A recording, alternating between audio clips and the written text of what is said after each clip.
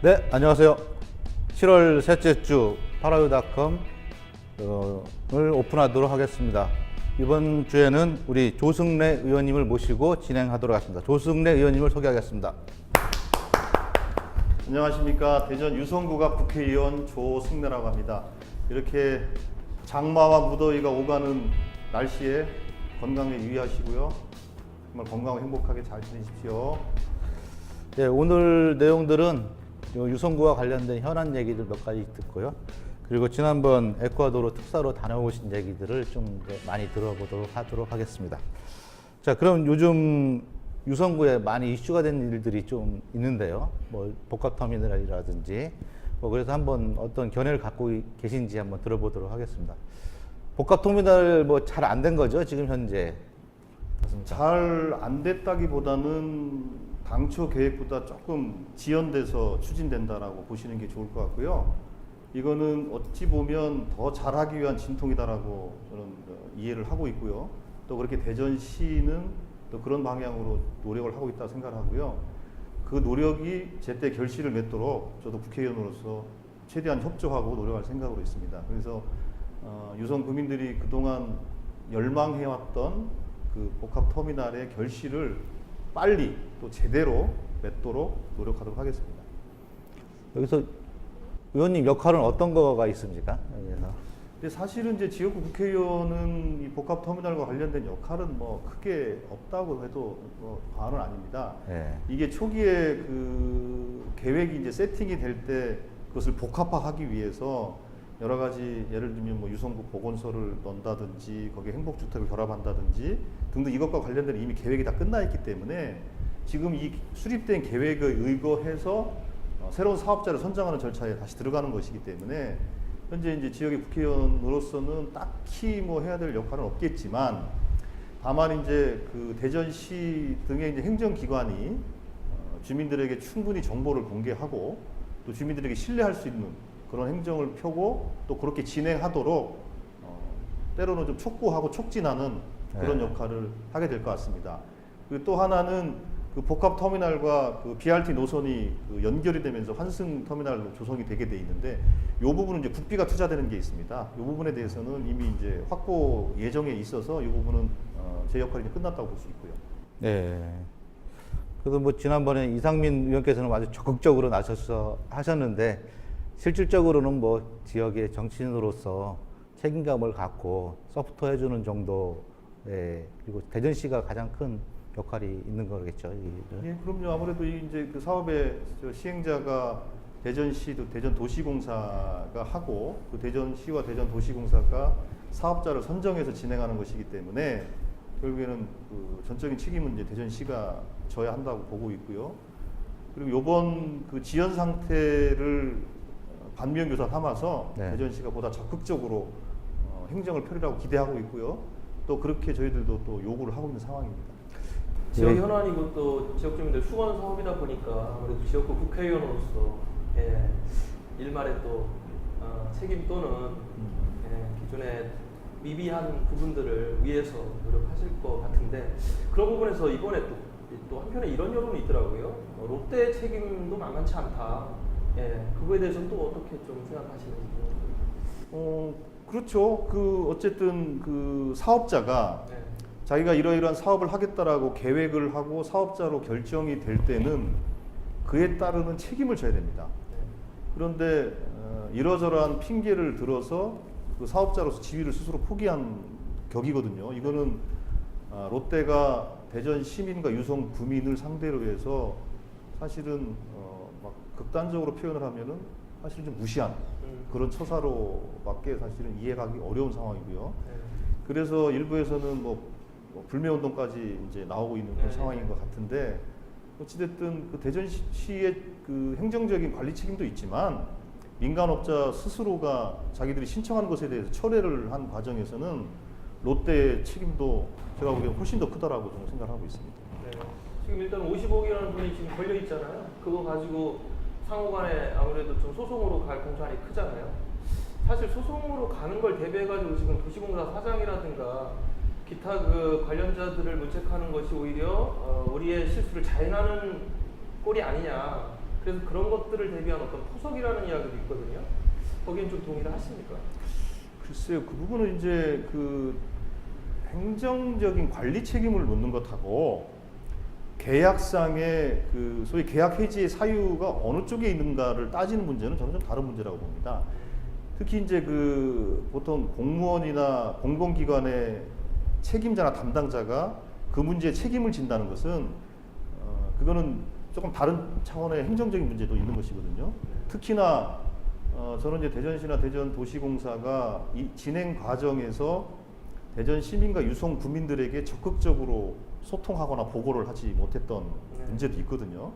이런 측면에 대한 책임의 문제이지 계약 해지에 따른 책임을 물어서 처벌을 한다면 저는 이런 건 아니라고 보고 있고 예. 그건 좀 별개의 문제다라고 저는 보고 있습니다. 네, 뭐 요거까지 하시고요. 뭐 저희 지역에도 그렇고 서울 강남에 있는 엄마들이 가장 관심 있어 하는 거는 사실은 문재인 정부 들어서면서 자사고 폐지와 관련된 부분이 있어요. 담당 상임위 이 개원으로서 이 견해라든지 앞으로 문재인 정부에서 방향은 어떻게 되는지, 그리고 또 특히 교육감 재량권에 해당되는 것 같은데 어떻게 풀릴 건지 우리 지역에서는 한번 말씀 듣고 싶습니다. 예, 그 일반적으로 이제 그런 것 같더라고요. 그 지금 특목고, 그러니까 과고가 처음에 생긴 게 이제 80년대 초반인데 네. 그때는 고등학교를 몇 명이 진학을 했냐면은 그 고등학생이 그러니까 70만 명, 80만 명 이렇게 되는 네. 그런 시절이에요. 네. 그러니까 말하자면 제가 이제 그 68년생인데 네. 저희 때 109만 명이 출생을 했습니다. 109만 명. 109만 명이. 그때 물론 전부 다 고등학교를 진학은 안 했지만 제가 80년대 초반에 이제 고등학교를 다녔습니다. 그때 특목고가 생긴 거예요. 과학고등학교인데. 예. 그때는 그러니까 그 말하자면 이렇게 많은 아이들 중에서 훨씬 수월성 교육, 그러니까 조금 더 변별력 있는 교육이 필요하지 않냐라는 요구가 저는 특목고로 만들어졌다고 보는 거거든요. 예. 그때가 100만 명이 넘던 시절입니다. 근데 지금은 제 아이가 2003년생인데 이 아이는 그때 49만 명이 출생했어요. 절반이 안 되네요. 절반이 안 돼요. 네. 그러면 100만 명이 넘게 고등학교를 갔던 시절의 그 학교 체제하고 지금은 이제 출생을 하는 40만 명도 무너졌습니다. 네, 40만 네. 명 무너지죠. 이제. 40만 명이 안 되는 상황에서의 고등학교 체계가 같을 수 있겠는가? 네. 그때 100만 명 시절에 10%는 10만 명입니다. 그럼 10만 명의 그 소위 똑똑한 인재가 대한민국을 끌고 갈 수 있었다고 본다면 지금은 우리가 4차 산업혁명도 얘기하고 현대화된 사회에서 그 40만 명이 10%면 4만 명입니다. 그 4만 명이 대한민국을 이끌어 갈 수 있겠는가?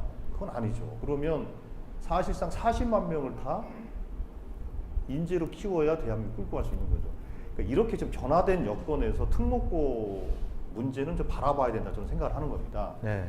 이런 것이지 이게 이제 무슨 수월성 교육을 위해서 또 무슨 평등 교육의 이런 이념적인 논쟁 가지고는 저는 이 문제는 안 풀릴 거라고 보고 저는 그렇게 접근해야 된다고 저는 생각하고 있어요. 그 엘리트 교육이다 뭐 이런 관점이 아니고 인구 변화에 따라서 우리가 먹고 사는 부분에 일하는 사람들을 어느 정도 수준까지 올려야 되느냐 전체 비율상 그렇죠. 이런 그러니까 관점인 거네요. 그럼요. 이제 이 교육 정책이라는 게 인구 정책, 인구의 변화하고 밀접하게 연결이 돼 있어요. 예. 그러니까 앞서도 말씀을 드렸지만 저희들이 대학을 갈 때가 대학 정원이 확 늘어났습니다. 대학 정원이 크게 2번 늘는데 80년대에 대학 자유화하면서 정원이 그때 한 5만 명, 6만 명 수준에서 20만 명 정도로 확 뛰어요. 네.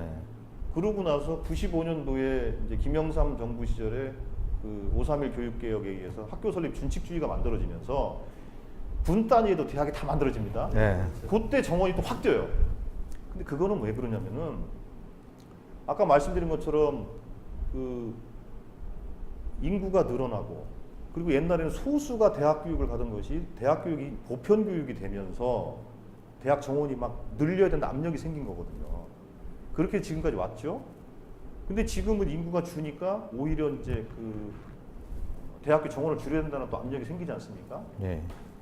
그런 것처럼 그 고등학교 교육, 중학교 교육, 고등학교 교육 모든 교육 과정 자체가 그럼 인재를 어느 규모의 어느 수준까지 인재를 육성할 것인가를 문제에 대해서 옛날에 100만 명 시절과 지금 40만 명이 다르다는 거죠. 예.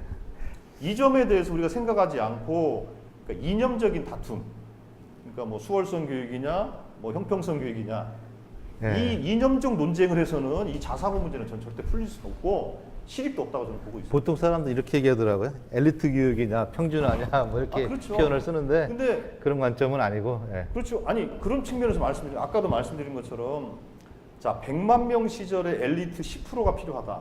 예. 그건 그 시절은 그럴 수 있어요. 막 산업화 시대에는 그럴 수가 있죠. 예. 근데 지금은 산업화 시대에서 지식정보 사회를 뛰어넘어서 이제 4차 산업혁명 시대라고 얘기를 하고 있는데 이 시대에는 또 인구도 줄어있는 조건에서 그러면 그 대한민국을 이끌어갈 엘리트를 소수로 하는 게 옳은 것이냐 아니면 평균적 수준을 올리는 게 좋은 것인가에 대한 판단의 문제라고 저는 보는 거죠. 예. 그런 면에서 소수 엘리트 뭐 10%, 5%, 4%의 소수에 집중하자라는 것은 이미 시대와는 좀 어긋나 있는 주장이 아니냐.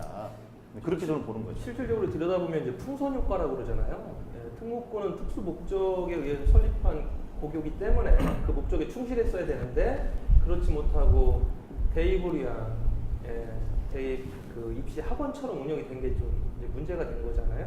자사고 역시 각 학교별로 자율성을 부여함으로 인해 가지고 다양한 형태의 인재들을 육성하라는 거지만 또 본질적으로 보면 대입시 아까 같은 입시 학원으로 전락했다. 그렇기 때문에 특목고나 자사고의 본 취지를 반영하고 있지 못하기 때문에 필요성이 없어진 게 아니냐 뭐 그런 데서 출발한 것 같아요. 근데 이제 아까 제가 말씀드린 대로 풍선 효과 같이 특목고와 자사고가 폐지되면 아무래도 우리나라 입시 정책이라는 게 결국은 대입을 놓고 보잖아요. 그래서 이제 비평준 고교에 지금 관심들이 뜨겁잖아요. 대부분 이제 농촌 지역에 있는 뭐 한일고라든가 거창고라든가 예전 사대부고라든가 그래서 이런 문제들이 단순하게 풀릴 것 같지는 않거든요. 그러니까 그 말씀을 잘 하셨는데요. 예.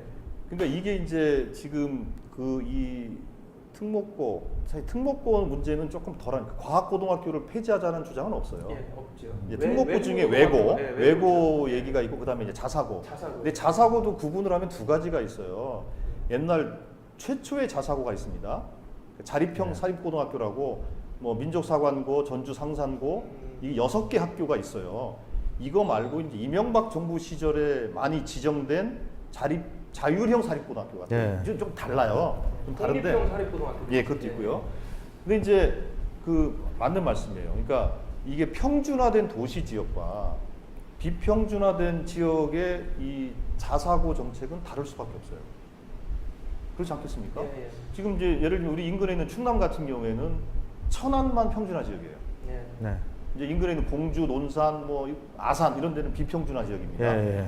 그러면 그 풍선 효과를 말씀하시는데 그런 측면에서 이제 예를 들면은 그 진학을 할 수 있겠죠. 예. 근데 이제 그걸 막기 위해서 이제 뭐 지역 제한도 좀 두고 좀 하는 게 있죠. 예. 그런 게 있고 그래서 어쨌든 이 문제는 고교 평준화 정책과 또 도시 지역과 농촌 지역의 이 교육적 이 배려 아주 복합적인 문제를 같이 고민을 해야 되는 것이지. 그래서 제가 이제 말씀드리는 겁니다. 이걸 자꾸 무슨 수월성 교육이냐 형평성 교육이냐라는 막 이념적인 대결인 것처럼 논쟁을 끌고 가는 거는 별로 저는 바람직하지 않다는 거예요. 그래서 고교 평준화의 도시 지역과 농촌 지역의 이 차별적 적용이라는 현실을 어떻게 할 것이냐, 또 인구적 변화에 대해서 어떻게 우리가 그럼 또 반영을 해서 고등학교 교육 체계를 만들어야 될 것인가, 그러면서도 좀 다양한 교육을 또 어떻게 고등학교 과정에서 할 것인가, 이런 여러 가지 사실 종합적으로 판단할 문제지 그거를 이렇게 이제 뭐 좌파는 페이스북, 우파는 뭐 요지고 이런 문제로 결국 그 얘기 가는 거죠. 예, 그건 아니라는 겁니다. 지금 앞서 말씀하고 싶었던 게 그 말씀이신 것 같은데 그렇죠. 예. 진보나 보수의 문제가 아닌데 그렇죠. 우리가 그걸 가지고 이제 접근하는 방식이 좀 잘못된 건 확실합니다. 그러면 뭐 그런 것까지 하고요. 그 에콰도르 얘기로 넘어가 보도록 하겠습니다. 벌써 한 달이 한참 지난 일인데 오늘 두달 냈구만요. 근데 여전히 사람들은 뭐 저도 마찬가지지만 다른 미디어에서도 접해봤지만은 에콰도르 특사로 가신 거에 대해서는 그렇게 별 얘기는 안 나온 것 같아요. 그리고 또 특히 또 저는 박영선 의원께서도 같이 가셨는데 예.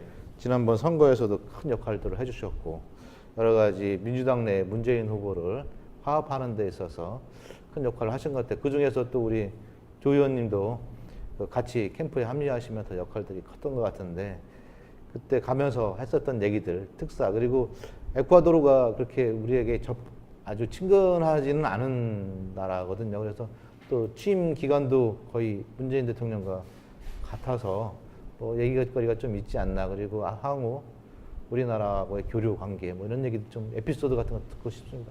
예.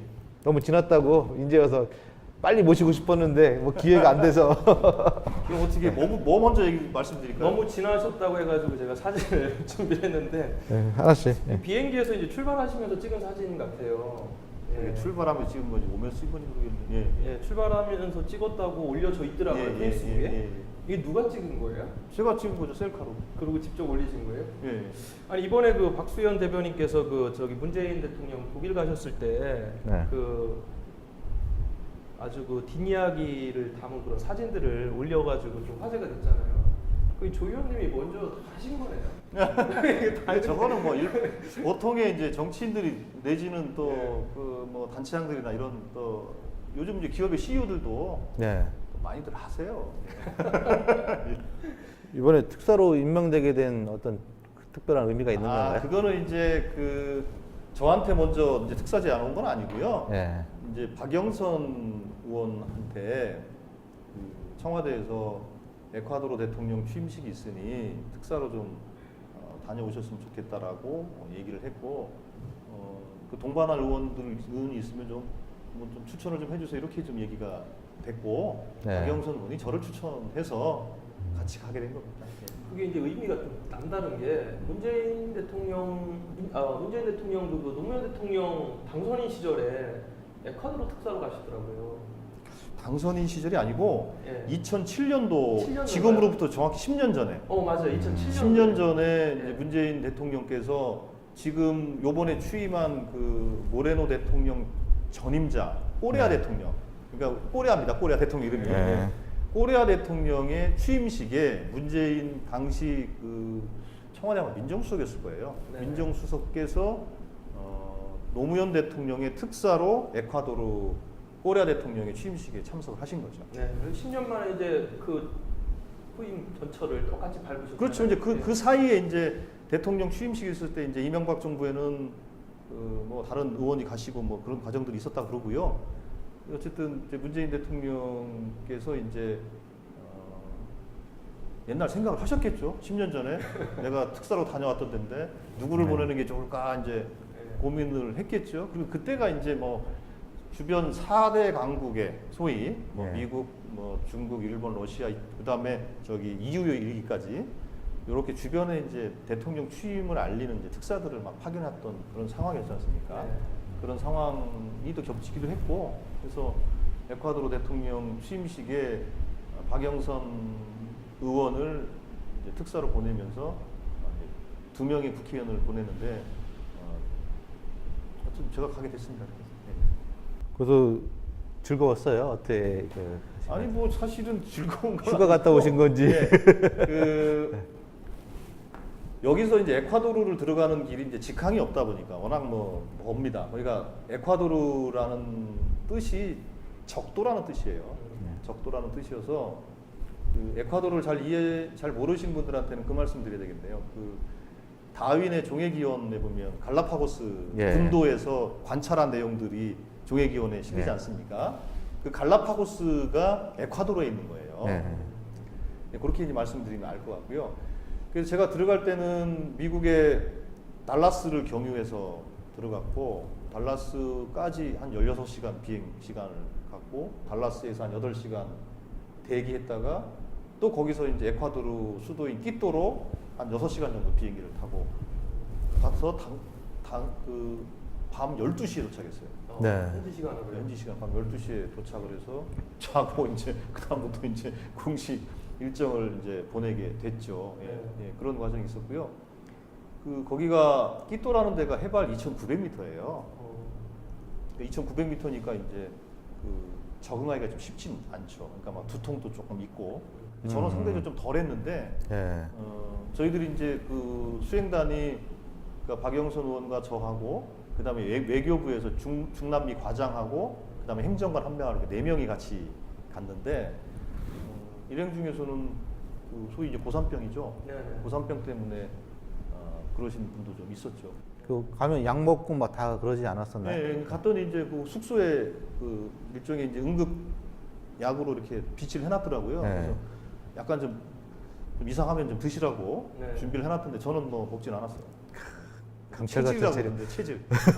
전에 뭐 청와대에도 뭐 그런 대비용 약이 있었다고 나오고 그러던데. 그렇죠. 그런 건 아니죠? 네, 그건 모르겠어요. 안 먹어봐서. 근데 부작용이 우려돼서 안 먹었습니다. 평소에도 산행을 좋아하셨나 봐요. 네, 적응력이 뛰어나신 거 보니까. 근데 뭐 예 그렇다고 저희들이 이제 그 한국 사람이 갈 수 있는 산이라는 게 뭐 몇 미터 됩니까? 사실은 2,000m도 안 되는데. 예, 예. 지금 제가 들어보니까 그 대통령 취임식 자체가 조금 이색적이다라고 이야기를 들었습니다. 특히나 그 전임자와 선임과의 어떤 취임 그 방식이. 그렇죠. 지금 이제 그 에콰도르는 정부통령제입니다. 그래서 그 지금 퇴임하는 대통령은 이제 아까 말씀드린 꼬리아 대통령이고요. 이분이 10년을 집권하신 분이에요. 그러니까 원래는 이제 연임밖에 못 하는데 말하자면 삼선 개헌을 해가지고 10년을 하신 거고. 예. 그리고 요번에 취임한 모레노 대통령은 부통령을 하시던 분이에요. 그래서 이제 부통령이 요번에 출마를 하셔서 근데 이제 그 결선 투표까지 가가지고 네. 이제 당선이 되셨고 그 혹시 이 화면이 나가는지 모르겠는데 저분은 한 20여 년 전에 그 총격을 받아가지고 장애인이 되신. 네. 아 그래요? 예, 휠체어를. 예, 그래서 휠체어를 타고 계신 게 하반신 장애가 있어서 예. 휠체어를 타고 하는 장애인 대통령이고요. 어, 저분의 이력이 이제 부통령도 하셨지만은 반기문 유엔 총장이 그 인권 그러니까 특사, 그러니까 장애인 인권 특사로 이렇게 임명을 하신 분이기도 하고. 그래서 에콰도르가 그 전임 꼬리아 대통령은 이름도 꼬리아지만 네. 이분이 참 한국을 정말 좋아해요. 그래서 그 저 캠브리지 대학에 있는 장하준 교수 네네. 하고 교분이 두텁고요. 그리고 아까 말씀드린 이 모레노 대통령은 반기문 총장하고 또 자별한 관계이고, 그래서 한국을 정말 좋아하는 분들이고요. 제가 이제 가서 확인한 거는 케임브리지 대학의 장하준 교수가 에콰도르의 경제 개발 계획을 안을 만들어서 같이 이제 모레노 대통령하고 상의를 하겠다. 그렇게 지금 준비를 좀 하고 있다고 얘기 들었습니다. 앞으로 그러면은 저희하고의 어떤 경제 협력 자체는 굉장히 탄력을 받을 수 있는 그런. 그럴 네, 가능성이 계기가 있고요. 있겠네요. 예, 예. 그리고 거기 그 에콰도르는 거기도 이제 그 원유국입니다. 산유국이라서 거기 이제 태평양 연안에 이제 정유 공장을 큰 플랜트 공사를 하는 게 있습니다. 여기에 이제 네. 우리나라 기업이 진출하려고 중국과 지금 경쟁을 하고 있는 상태고요. 그리고 거기에는 그 뭐 커피를 먹어봤더니 커피가 정말 향이 좋고 맛있더라고요. 그리고 또 장미가 그렇게 예쁘더라고요. 장미가요? 장미가. 장미. 예, 예. 색깔이 아주 다양하고 색감도 아주 괜찮아요. 취임식 이후에 이 연회 참석을 하셨는데 예, 예. 연회장 자체가 그 뭐 수정으로 이렇게 만든 아주 유명한 곳이라고 그러더라고요. 예, 예. 저기가 그 모레노 대통령의 취임식을 마치고 공식 오찬을 한 장소인데요. 네.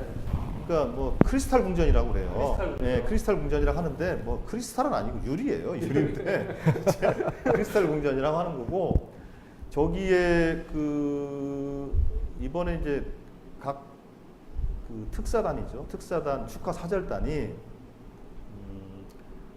제 기억이 지금 정확하지 않을지 모르겠는데 9개국의 국가 정상, 국가 수반, 뭐 예를 들면은 뭐 제가 이제 사진 찍은 분들도 있는데 뭐 볼리비아의 모랄레스 대통령, 원주민 대통령입니다. 네.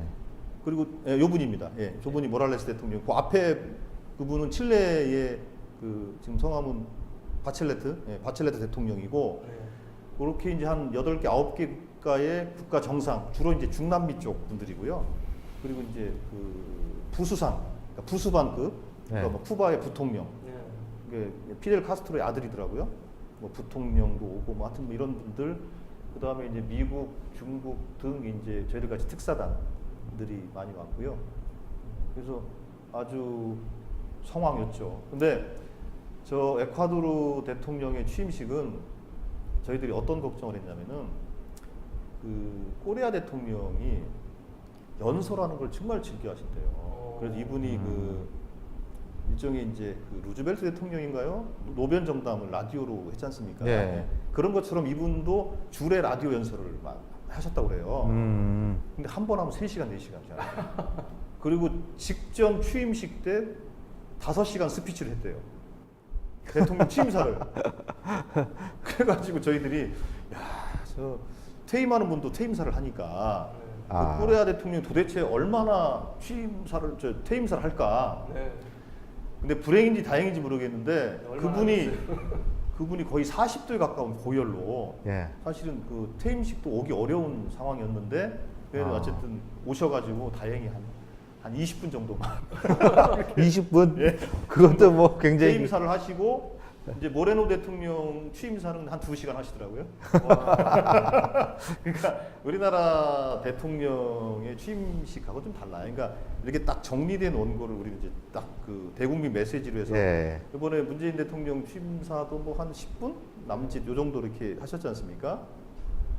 근데 여기는 안 그래요. 우리 옛날에 교장 선생님 훈시하는 것 같은 그런 그 거네. 수준은 훨씬 뛰어넘어요. 거의 쓰러질 정도로. 그래서 사실은 이제 걱정을 해서 도대체 점심을 언제 먹을 수 있는 거냐 했더니 다행히 그 10시에 취임식이 시작됐는데 1시 반에 다행히 점심을 먹을 수 있었습니다.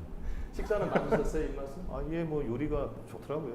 예. 네. 제가 다 근데 기억할 수 없는 요리지만. 근데 이번에 가시면서 모레노 대통령 그 직접 뵐 수 있는 일정이었어요? 아니면 뭐 좀 현장에서 좀 그렇게 되신 건가요?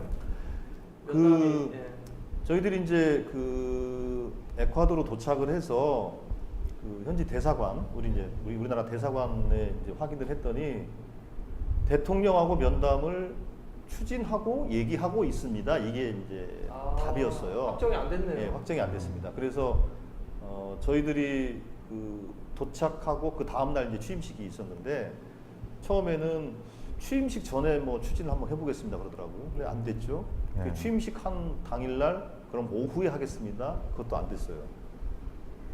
근데 이제 그 점심 때 이제 그 아까 말씀 그 이제 공식 오찬을 하면서 이렇게 보니까 중국 대표단들은 그 모레노 대통령, 그러니까 중국 대표단이 이렇게 밖으로 나가서 지하로 이렇게 내려가더니 얼마 안 있어서 저 모레노 대통령 그쪽으로 이동을 하더라고요. 그래서 네.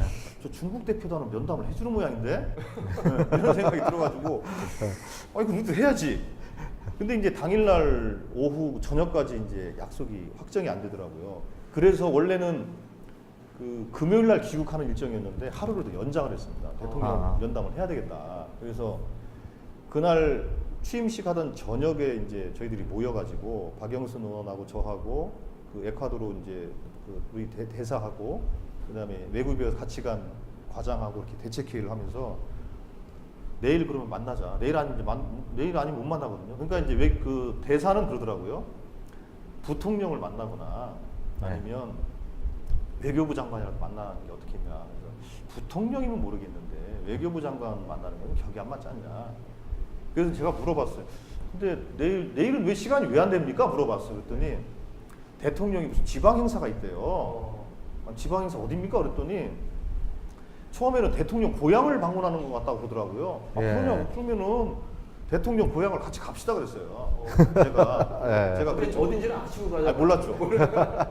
같이 갑시다 그러면 고향에. 그때 이제 그 대사가 그러는 거 한 번도 생각을 못 해본 거지. 그런 방법이 있나요? 그래서 그럼 자기가 이제 외교부랑 얘기를 해보겠다고 그러더라고요. 그 에콰도르 외교부하고 한번 해보시라고. 그랬더니 이제 그 에콰도르 외교부의 답변이 그때도 따라오셔도 면담을 주선할 수 있을지 없을지는 불투명합니다. 그런데 오신다면 그건 환영하겠습니다. 이렇게 된 거예요. 그 나중에 이제 확인을 해보니까 이제 고향 방문은 아니고 거기가 이제 그 원주민들이 인디오가 원주민들 아니겠습니까? 그러니까 원주민들이 전통 의식을 하는 거예요. 그러니까 성스러운 영혼의 계승자, 성스러운 영혼의 계승자에게 그 인디오를 대표하는 말하자면 뭐 그 추장 같은 분이죠. 아니면 제사장 이런 분이 지팡이를 대통령한테 주는 거예요. 그러니까 말하자면 교황이 예전에 이렇게 왕을 임명하듯이. 그렇죠. 그러니까 지팡이라는 것은 하나의 일종의 신권을 의미하지 않습니까? 네. 지팡이라는 게. 그러니까 말하자면 제2의 취임식인 거죠. 그러니까 어제 한 취임식은 헌법상 치러진 취임식이란다면 민주화된 형태고 지금 이거는 전통 의식의 네. 취임식인 거죠, 말하자면. 신으로부터 받은 거네요. 그렇게 되는 거죠. 그래서 더 잘 됐네. 그래서 이제 갔어요. 갔더니 이제 그 앞서 말씀드린 그 볼리비아 대통령 모랄레스, 이분이 원주민 출신이에요. 인디오. 예. 이분만 유일하게 참석을 했더라고요. 그리고 이분은 이제 인디오다 보니까 공식 행사에서 연설도 해요. 근데 나머지는 전혀 이제 그 다른 나라 이제 축하 사절단 전혀 없는 거죠. 네. 대한민국 대표단만 유일하게 간 거예요. 자, 네. 대단하셨네요. 그래서 가가지고 결국에는 만났죠. 만나가지고 만나게 해줄 수밖에 없었네. 만나서 이제 그 문재인 대통령이 이제 친서를 전달하고 네. 그 대통령 선물도 주고 선물은 뭐 준비할까요? 선물은 이제 그 전자기기를 선물했습니다. 예. IT 우리 네, IT 제품을 선물을 했고 아. 그리고 나서 이제 그 문재인 대통령과 사실 모레노 대통령은 여러 면에 있어서 공통점이 많아요. 이분도 이제 그 변호사 출신이고 인권 변호사 출신이고 네. 문재인 대통령도 그렇고 그러니까 두 분의 공통점을 좀 말씀을 드리고 문재인 대통령이 10년 전에 다녀간 것도 말씀을 드리고 그래서 한번 대통령께서도 한국에 한번 방문했으면 좋겠다. 네. 그리고 가능하면 문재인 대통령도 에콰도르에 방문할 수 있도록 하겠다. 그리고 양국의 관심사 아까 말씀드린 것처럼 태평양 쪽에 정유공장 하는 그 플랜트 네. 사업에 한국 기업이 참여할 수 있도록 같이 노력을 하자. 그리고 세카라고 예. 에콰도르하고 우리나라하고 경제 일종 FTA 같은 협정을 예. 좀 논의하는 게 있습니다. 그걸 좀 속도를 좀 잘 내서 양국 간의 경제 협력을 좀 더 긴밀히 하자. 이런 이제 크게 두 가지 얘기를 진행을 했죠. 큰일 하셨네요. 예, 예.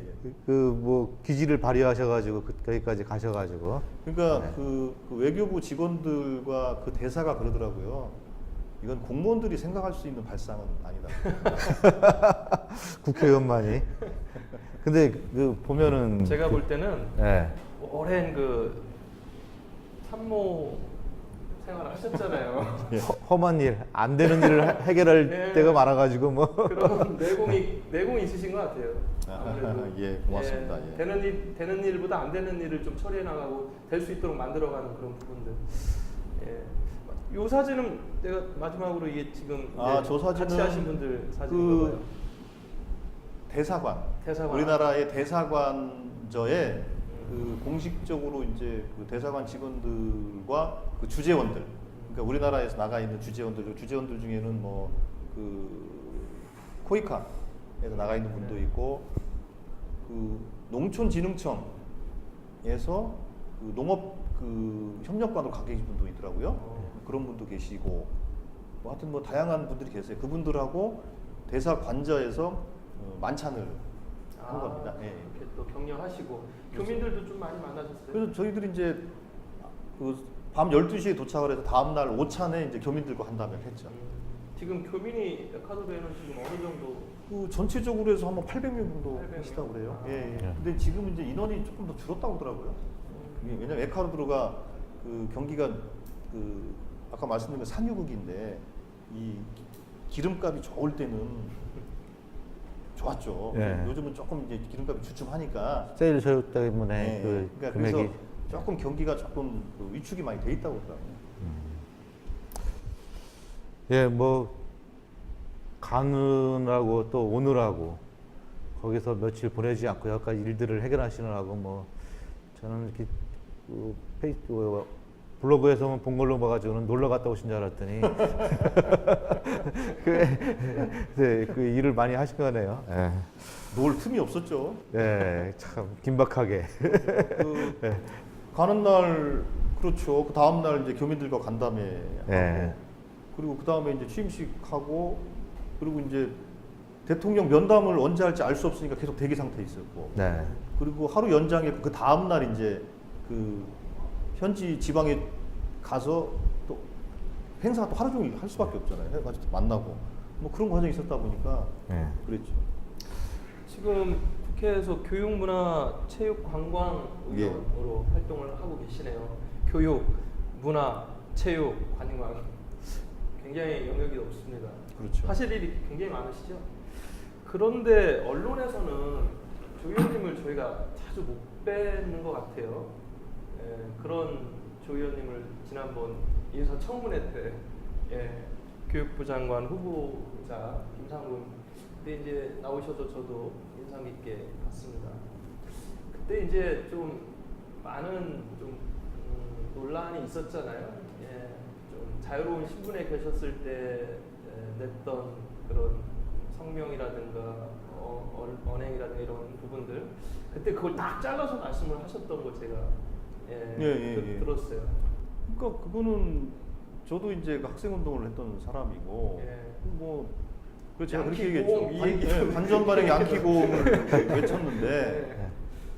그러니까 그 30년 전에 그 주장을 딱 떼가지고 당신 이러니까 저 교육부 장관의 자격이 없어 그러면 그 말이 안 되는 거죠. 제가 이제 했던 말이 그거고, 그러니까 예.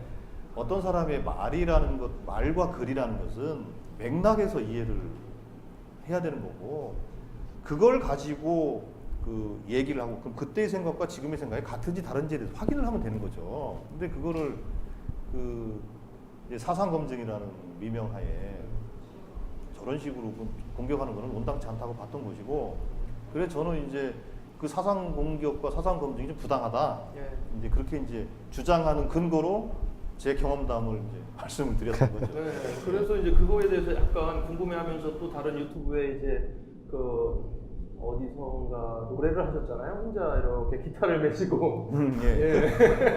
그게 또 조회수가 굉장히 많이 올라왔어요. 아, 그랬어요? 예, 그러면서 조승래 의원은 도대체 어떤 사람이냐 굉장히 궁금해하시는데 이 시간에 조금만 예전 이야기이긴 하지만 어떻게 학생 시절을 보내셨는지. 저는 이제 제가 이제 대학 학번으로 이제 86학번, 86년도에 이제 대학을 입학했고 여기 충남대를 다녔는데요. 그때가 이제 80년대 중반이면은 정말 그 격변기였죠. 학생운동 예, 보셨네. 학생운동에 꽃이 활짝 핀 시절이었죠. 그러니까 80년대 초반에는 그 이제 전두환 신군부, 그러니까 70년대 말할 것도 없고 박정희 시절에는 말할 것도 없고 학생운동 워낙 있었지만 그 박정희 철권 통치가 워낙 강력하게 대학과 모든 사회를 지배하던 상황에서는 대중적인 학생운동이 일어나기 좀 어려웠었어요. 그러니까 목숨을 걸고 투쟁을 했죠. 그러니까 선배님들이. 그게 80년대 초반까지는 그랬습니다. 신군부에 의해서 전두환 정부에서. 근데 그게 이제 금이 가고 사회적인 분위기가 민주화에 거스를 수 없는 방향으로 잡힌 게 이제 80년대 중반부터예요. 근데 그게 이제 그 86년도 아시안 게임, 88년도 올림픽을 앞두고 전두환 신군부가 더 이상 철권 통치를 해서는 전 세계 손님들을 초대해놓고 할 수가 없는 거예요. 그러니까 당연히 이제 사회적 분위기를 조금 이완시킬 수밖에 없었죠. 그런 이제 시대적 요구도 상황도 있었고 또 그 사이에 이제 학생운동을 비롯한 온갖 이제 민주화운동 세력들이 성장한 것도 있고 해서 그때가 이제 민주화운동이 대중화됐던 시기이고 이제 그것이 이제 87년도 6월항쟁 아니겠습니까? 이게 딱 30년 된 일이지 않습니까? 그때 이제 대학을 다녔던 것이라서 그게 제 인생을 좌우하는 이정표죠. 그 시절이. 네. 예. 86학번이셨으면 이제 2학년, 대학 2학년. 2학년 때 87년 6월항쟁 겪었죠. 네, 군대는 안 가셨고. 그렇죠. 예. 예. 군대는 나중에 졸업하고 갔다 왔으니까. 졸업하고. 예. 그리고 그때 학생회 어떤 직을 맡고 계셨을 때인가요? 제가 대학교 3학년 때는 이제 학생회 간부를 했고요. 3학년 때 했고 네. 4학년 때는 이제 전대협 활동을 좀 했죠. 예. 그렇게 이제 활동을 해서 이제 학생운동에는 그렇게 제가 했었고. 그래서 그 시기에 지금 안희정 지사님하고 인연이 그때 된 거예요? 그때는 아니고요. 그때는 이제 학교도 다르고 네. 그리고 저보다는 이제 대학교 학번으로 3년 선배지만 지금은 3년 선배는 별거 아니잖아요. 근데 대학생이 3년 선배는 거의 하늘 같은 선배예요. 알 수도 없는 선배죠. 그러니까 전설상에 들리는 선배님이죠. 그러니까 그래 대학 다닐 때는 학생운동할 때는 알지를 못했고 그분을 알고 면을 튼 거는 역시 노무현 대통령 선거 과정에서 알게 된 거죠. 그 인연이 지금까지 15년 15년 된 인연이죠. 계속 이어서 그렇죠. 아무래도 정치적 영향력이 가장 크신 분이라고 하면 그렇죠. 예, 노무현 대통령과 어쨌든 안희정 지사님. 예, 그렇다고 봐야죠. 예.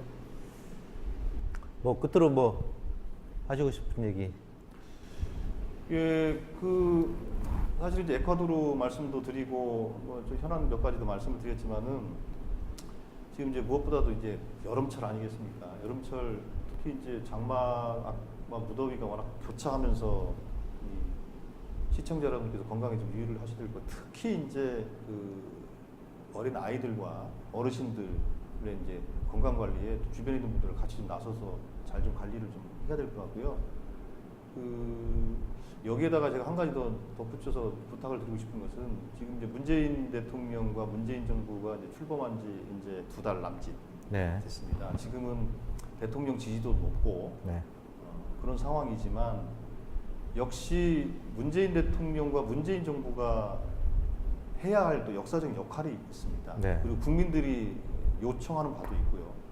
근데 그거는 대통령 혼자 또 정부 혼자 할 수 있는 건 아니고 네. 역시 지난 겨울에 촛불을 들고 참여했던 우리 국민들이 대한민국 역사를 바꿔주신 것처럼 끊임없이 참여하시고 또 때로는 격려와 질책도 해주시고 국민들이 좀 참여를 해주셔야 대한민국 역사가 올바른 방향으로 간다. 예, 이 점을 좀 말씀을 드리고 싶고 건강에 유의하시면서 항상 그 대통령과 문재인 정부의 성공을 위해서 좀 격려와 응원 또 때로는 격려의 채찍질 예. 좀 부탁을 좀 드리겠습니다. 그래 우리 조승래 의원님 앞으로 우리 국민들과 지역 국민들, 대전 시민들이 문재인 정부를 응원하고 참여할 수 있는 뭐 방법도 좀 찾아주시고 여러 가지 판도 벌려주시고 그러면은 더 좋은 대한민국, 더 나은 대한민국 되지 않을까 네, 생각됩니다. 이렇게 언론이 해야 될 역할이 큰데 이렇게 기회를 주십시오. 이런 그 프로그램이 예. 그 국민들께 이제 그 소상한 정보도 알려드리고 예. 또 때로는 이제 그 이 채널을 통해서 의견도 좀 받을 수 있고 네. 예, 아주 좋은 시도인 것 같고요. 예. 잘 되시기를 기원하겠습니다. 예. 말씀을 너무 재밌게 해주시고 또 처음 뵀던 것보다 되게 부드러우신 것 같아요. 예, 강한 남자가 아니라 부드러운 남자로 알분합니다. 기억할 수 있고. 예, 이것으로 마치도록 하겠습니다. 예, 감사합니다. 예, 네. 감사합니다. 예.